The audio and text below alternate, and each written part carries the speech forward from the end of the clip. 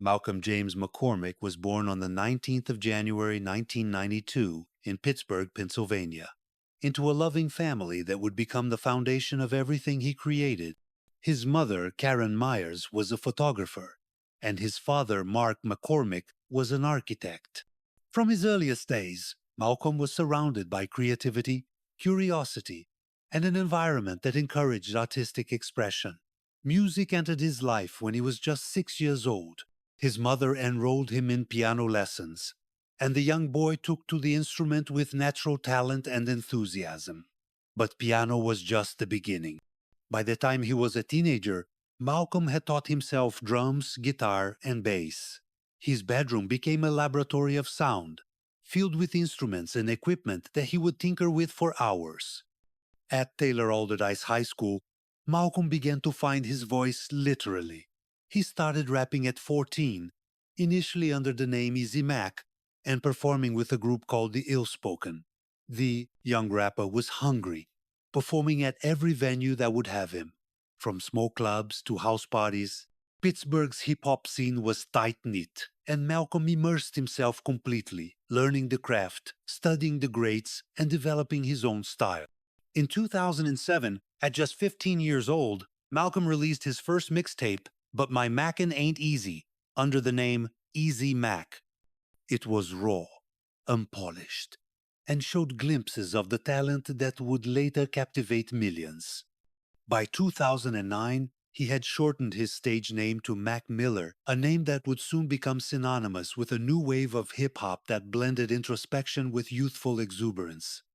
The rise, from mixtapes to stardom, Mac Miller's ascent, began in earnest with the release of the High Life mixtape in 2009, followed by KIDS, Kicking Incredibly Dope Shit, in August 2010. KIDS was a game changer. The mixtape captured the essence of teenage freedom and reckless abandon, with tracks like Nike's on My Feet and Knock Knock becoming anthems for a generation. The production was colorful and sample-heavy, drawing from artists like Lord Finesse and the Jaggers. Mac's flow was confident, his lyrics were clever, and his personality shone through every bar. The internet embraced Mac Miller. YouTube views climbed into the millions, and suddenly this kid from Pittsburgh was being talked about on hip-hop forums and blogs across the country. He wasn't signed to a major label yet, but he was building something real, a dedicated fan base that connected with his authenticity and relatability. In 2011, Mac released Best Day Ever, another free mixtape that solidified his position as one of hip-hop's brightest young stars. The title track became an anthem of optimism, and songs like Donald Trump became viral sensations. The Donald Trump music video, which cost virtually nothing to make, racked up tens of millions of views and became a cultural moment. That same year, Mac Miller signed with Rostrum Records, the same label that had launched Wiz Khalifa's career.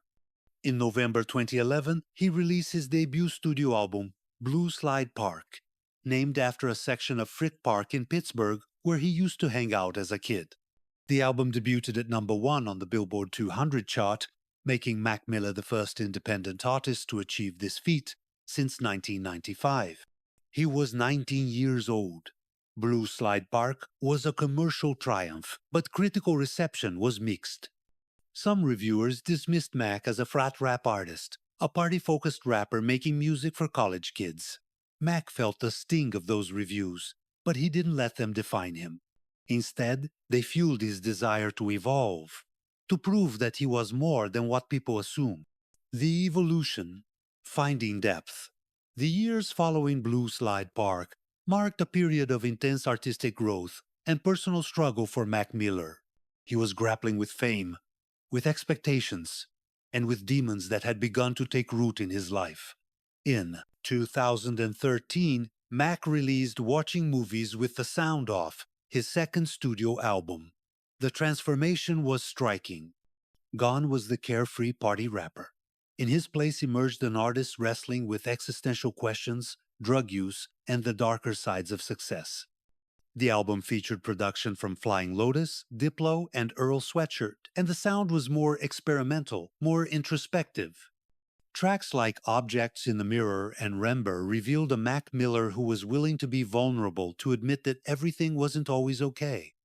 The album received positive reviews from critics who had previously dismissed him.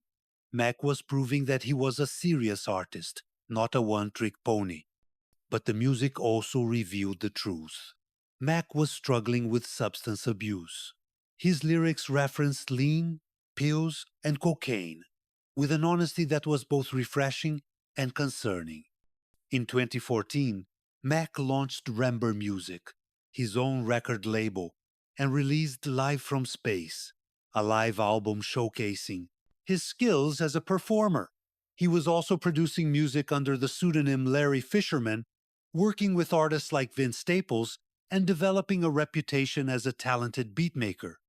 Go Oh Damn arrived in September 2015, and it was Mac's most mature work yet. The album dealt explicitly with his battle against drug addiction, his struggles with depression, and his journey toward sobriety. In the year leading up to the album's release, Mac had gotten clean, and the music reflected both the pain of addiction and the hope of recovery. Songs like 100 Grandkids and Weekend featuring Miguel showed an artist in full command of his craft, blending jazz, funk, and hip-hop into something uniquely his own. The relationship, love, and loss. In 2016, Mac Miller began dating pop superstar Ariana Grande. The relationship quickly became public, and the couple seemed deeply in love. Ariana appeared in Mac's music video for My Favorite Part, and the chemistry between them was undeniable. For Mac's fans, it seemed like he had found happiness and stability. In January 2017, Mac released The Divine Feminine, an album entirely focused on love and relationships. It was a departure from his previous work, softer and more romantic, with Ariana Grande featured prominently on the track My Favorite Part. The album showed yet another dimension of Mac's artistry, his ability to create tender, emotional music that resonated beyond the typical hip-hop audience. But behind the scenes, Mac was still struggling. His demons hadn't disappeared. They had merely been temporarily quieted. Friends and family members would later reveal that Mac's substance abuse issues continued to be a problem, even during periods when he seemed to be doing well. In May 2018, Ariana Grande and Mac Miller ended their relationship. The breakup was difficult for Mac, who had been open about his deep feelings for Ariana. Shortly after the split, Mac was arrested for DUI and hit and run after crashing his car into a Place, utility pole. The incident made headlines, and there was public speculation about Mac's state of mind. Ariana received backlash on social media, with some people blaming her for Mac's struggles. She responded with a powerful statement saying, "I am not a babysitter or a mother, and no woman should feel that they need to be. I have cared for him and tried to support his sobriety and prayed for his balance for years." Her words captured the complexity of loving someone battling addiction, the desire to help coupled with the recognition that, ultimately, the person has to save themselves. The final chapter, Swimming. Despite his personal struggles, Mac Miller was experiencing a creative renaissance. In August 2018, he released Swimming, his fifth studio album. The album was introspective and melancholic, with Mac examining his life, his mistakes, and his attempts to find peace. Produced largely by John Brion, the legendary producer who had worked with Kanye West and Fiona Apple, Swimming had a lush, almost orchestral sound. Tracks like Come Back to Earth, Self-Care, and 2009 felt like diary entries set to music. In Self-Care, Mac rapped about trying to heal himself, about the difficulty of escaping destructive patterns. The music video showed Mac lying in a coffin, scratching at the wood imagery that would become tragically prophetic. Swimming received critical acclaim and debuted at number 3 on the Billboard 200. Mac embarked on a tour to support the album, and by all accounts, he seemed to be in good spirits. He was making music he was proud of, connecting with fans, and talking about a companion album to Swimming that would be called Circles. But Mac Miller was still battling his demons in private. Despite periods of sobriety, he continued to struggle with substance abuse. Friends who saw him during this period would later describe a man who was trying his best to stay clean, but who was also deeply depressed and lonely. The 7th of September 2018. The last day. On the morning of the 7th of September 2018, Mac Miller woke up in his Studio City home in Los Angeles. It was a Friday, and Mac had plans for the day. He spent time working on music, making phone calls, and going about what seemed like a normal day. Throughout the day, Mac was in touch with friends and collaborators.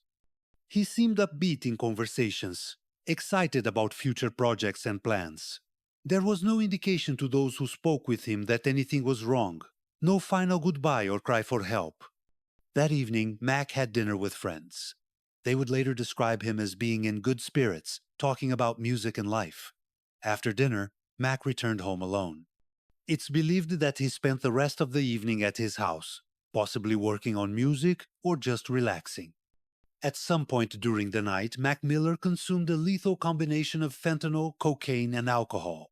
It's unclear whether Mac knew that the oxycodone pills he took were laced with fentanyl, a synthetic opioid that is 50 times more potent than heroin. This had become a common and deadly problem, drugs being cut with fentanyl without the user's knowledge. The discovery. On the morning of the 7th of September, 2018, Mac's assistant became concerned when Mac didn't answer his phone. The assistant went to Mac's house around noon and found him unresponsive in his bedroom. He immediately called 911. Emergency responders arrived quickly, but it was too late. Mac Miller was pronounced dead at the scene. He was 26 years old. The Los Angeles County Coroner's Office later determined that Mac died from an accidental overdose of fentanyl, cocaine, and alcohol, a combination they ruled as mixed drug toxicity. The toxicology report revealed that Mac had no way of knowing the pills he took contained fentanyl. The aftermath, a world in mourning. News of Mac Miller's death spread quickly, and the reaction was immediate and overwhelming. Fans, fellow artists, and celebrities took to social media to express their grief and share memories of Mac. The outpouring of love revealed the profound impact Mac had made, not just through his music, but through his kindness and generosity as a person. Ariana Grande, despite their breakup, was devastated. She posted a video of Mac on her Instagram story, without comment, the pain too deep for words. In the weeks and months that followed, she would honor Mac through her music, including references to him in songs like Thank You, Next, and dedicating performances to his memory.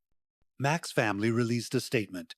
Malcolm McCormick, known and adored by fans as Mac Miller, has tragically passed away at the age of 26. He was a bright light in this world for his family, friends, and fans. Thank you for your prayers. Please respect our privacy. There are no further details as to the cause of his death at this time. A celebration of life was held at Blue Slide Park in Pittsburgh, where hundreds of fans gathered to remember Mac. Balloons were released, candles were lit, and people shared stories about what Mac's music meant to them. It was a testament to how deeply he had touched people's lives. In the months following Mac's death, 3 men were arrested and charged in connection with supplying the drugs that killed him. Cameron James Pettit, Ryan Michael Reeves, and Stephen Andrew Walter were charged with conspiracy to distribute controlled substances. In 2021, Reeves and Walter pleaded guilty, while Pettit was found guilty at trial. They received sentences ranging from 11 to 17 years in federal prison. The legacy circles and beyond. In January 2020, Mac Miller's family released Circles, the companion album to Swimming that Mac had been working on before his death. John Brion, who had been producing the album with Mac, completed the project based on Mac's vision and notes. Circles was heartbreaking and beautiful, a meditation on life, struggle, and acceptance. Songs like Good News, Circles, and Everybody felt like Mac was speaking from beyond, offering comfort and wisdom.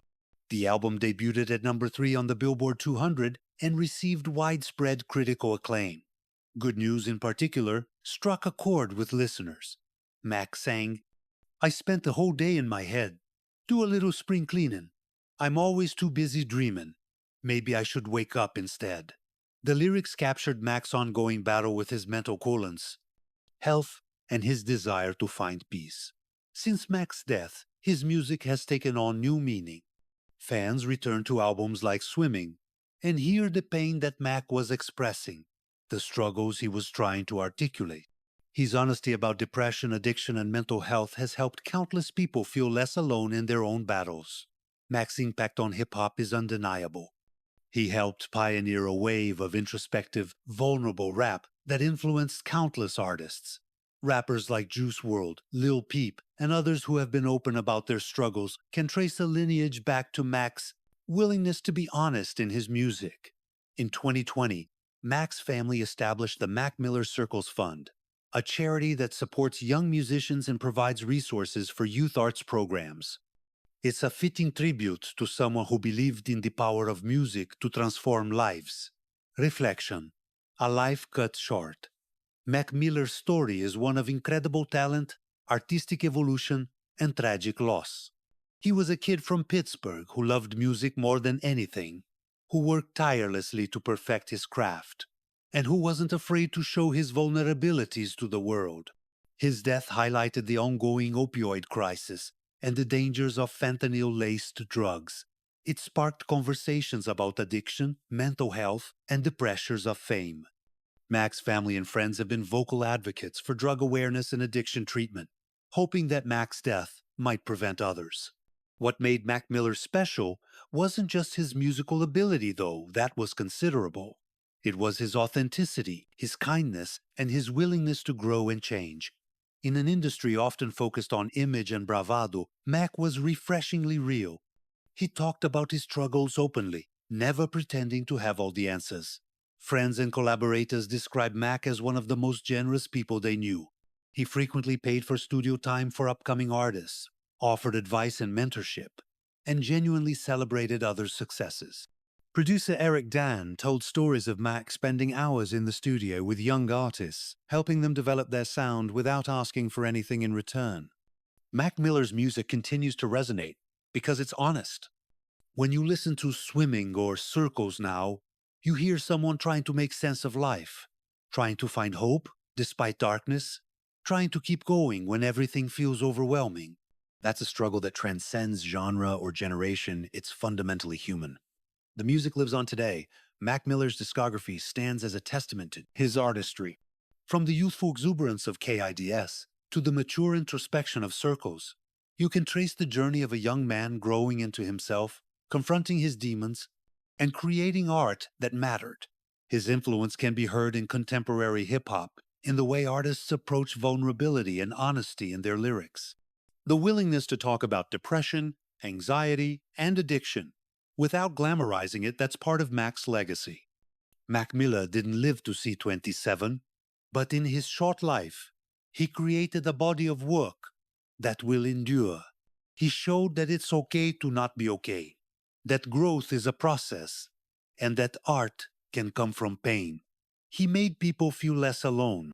On what would have been his 27th birthday, fans around the world celebrated Mac Miller Day, sharing their favorite songs, memories, and the ways his music had impacted their lives. It's a tradition that continues each year, a reminder that while Mac Miller is gone, the connection he created through his music remains. In the end, Mac Miller's life was about the search for peace. Peace with himself, with his past, with his demons. He didn't find it in his lifetime, but through his music, he helped others in their own searches. And perhaps that's the greatest legacy an artist can leave. The knowledge that their work mattered, that it helped people, that it made the world a little less lonely. Mac Miller was a son, a brother, a friend, and an artist.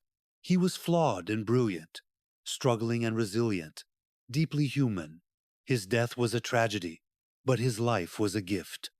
Through his music, Mac Miller continues to speak to millions, offering comfort, understanding, and the reminder that we're all just trying to figure it out, one day at a time.